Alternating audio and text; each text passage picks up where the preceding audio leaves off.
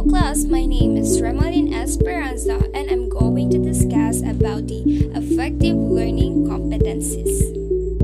So at the end of this discussion, the students should be able to define the different concepts related to assessing affective learning outcomes, determine different levels of affective domain, differentiate the three methods of assessing affective learning outcomes, and formulate objectives in the affective domain. We all know that there are three learning domains, and one of these is the affective domain, which includes the factors such as students' motivation, values, attitude, and perceptions. Affect is a non-cognitive variable such as person's attitude, values, or interests. So class, what do you think are the reasons why it is important to assess affect? If you have any ideas class, just comment it below. According to William Profam 2003, an educator, he said that there are reasons why we need to assess affect. First, educators should be interested in assessing affect variables because these variables are excellent predictors of students' future behavior. Second, teachers should assess affect to remind themselves that there's more to being a successful teacher than helping students to obtain high scores on achievement tests. Lastly, information regarding students' affect, because we all know that as a teacher, it will help us to teach more effectively on a day-to-day basis. Indeed, we need to know how they feel about or view certain interests or values. Knowing this information, it will make a teacher more informed and ultimately a better and more effective one. Affective domain describes the way people react emotionally and the ability to feel another living thing's pain or joy. Affective objectives typically target the awareness and growth in attitude, feelings, or emotions.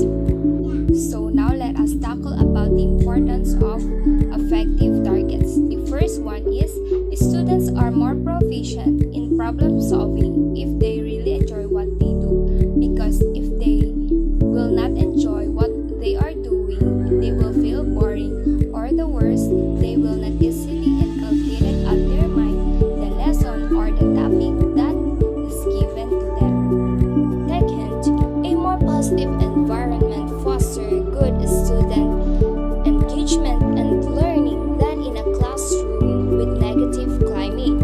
It is according to Fraser 1994, because if a teacher practices inequality or favoritism in a classroom, it is one of the negative climate or negative factor that affect learning or students' learning. Lastly, motivation and involvement of students in learning activities are affected by students' attitude toward learning, respect for others, and concern for others. In addition, students who are more motivated to learn persist longer, produce higher quality effort, learn deeply, and also perform better. For example, when half of your students fail the performance test given to them, don't be mad. Instead, give them words of encouragement because that would be a big deal to them. Like for example, that's okay, there's always a next time. I appreciate all your efforts, but just do your best the next time around you perform the task. Why most teachers do not utilize any kind of formal affective assessment? It is because school routines are organized based on subject areas. Cognitive subject matter targets are agreed on as desirable for all students. This places affect as a position of importance but is still secondary to cognitive thinking. It is difficulty to determine which affective targets are appropriate for all students because it's not easy to define attitude, values, or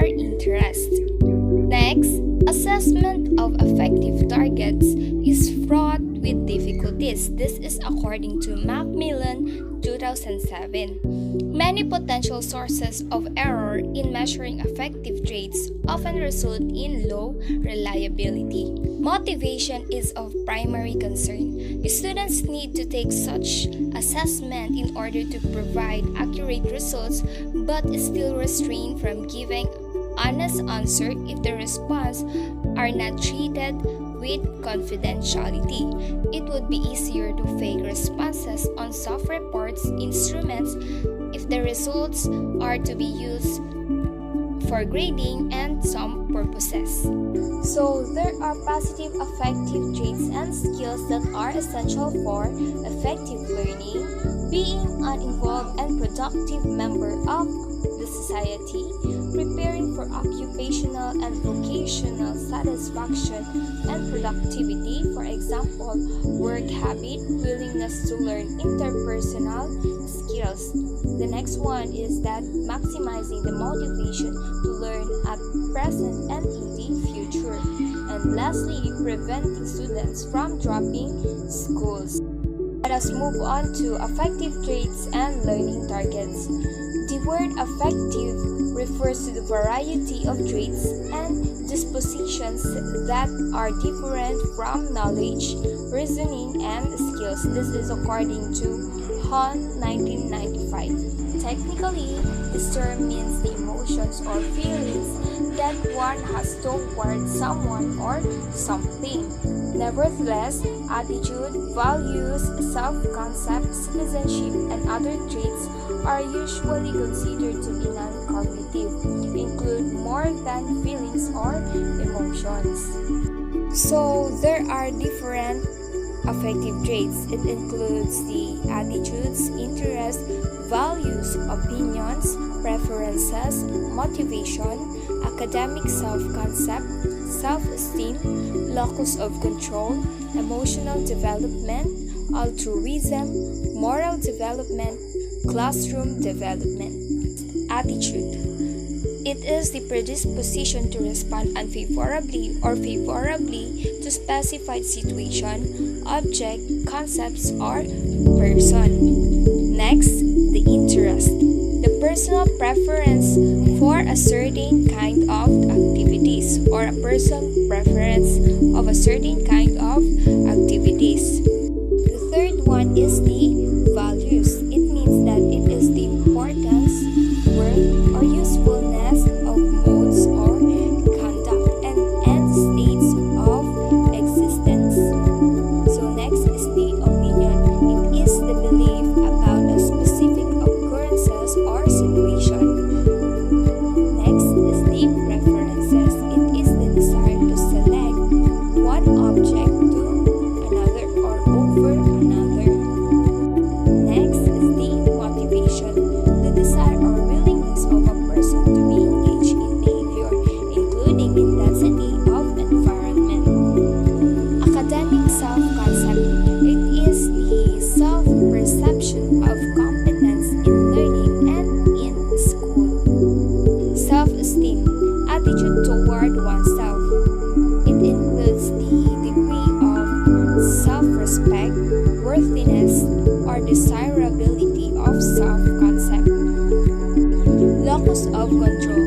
The self-perception of whether success and failure that is controlled by the students or by the external factors. Social relationship. The nature of interpersonal interactions and functioning in group settings. The next one is altruism, the willingness and prosperity to help others. Moral development, the attainment of ethical principles that guide decision-making and behavior. Next is the classroom development, nature of feeling tones and interpersonal relationship in class. Let us move on to our next discussion that is all about the learning targets. So it consists of 6 learning targets that includes the attitude, values, motivation, academic self-concept, social relationship, and lastly the classroom environment target. Let us discuss discuss about the attitude targets. According to Macmillan 1980, defines attitudes as internal states that influences what students are likely to do.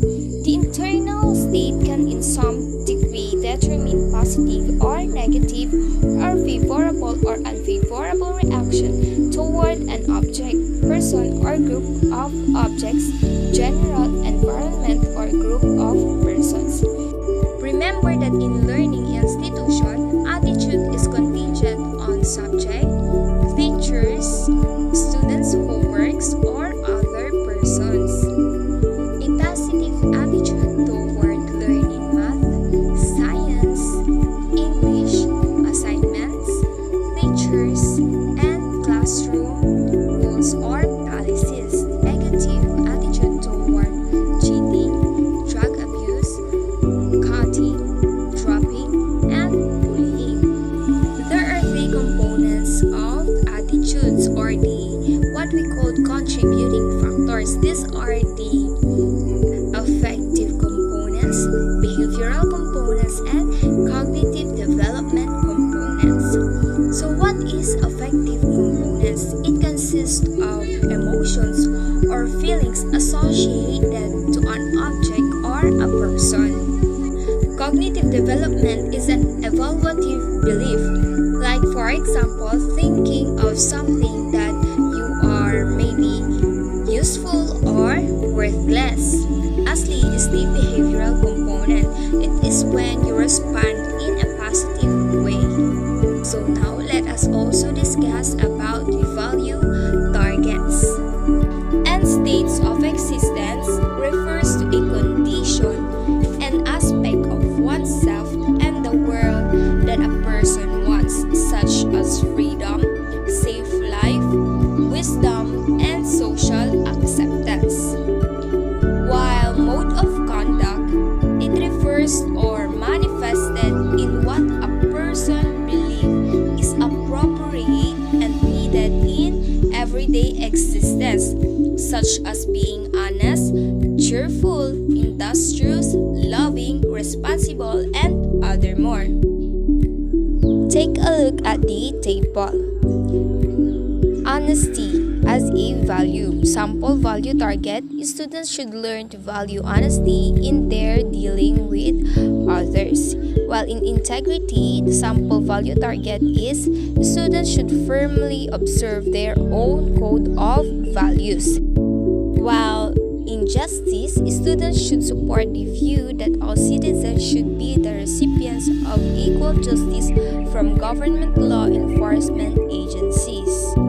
Lastly, in freedom, the sample value target is that students should believe that democratic countries must provide the maximum level of freedom to their citizens. Macmillan 2007 suggested that in setting value targets, it is necessary to stick to non-controversial and those that are clearly stated or clearly related to academic, learning, and school and department of educational goals.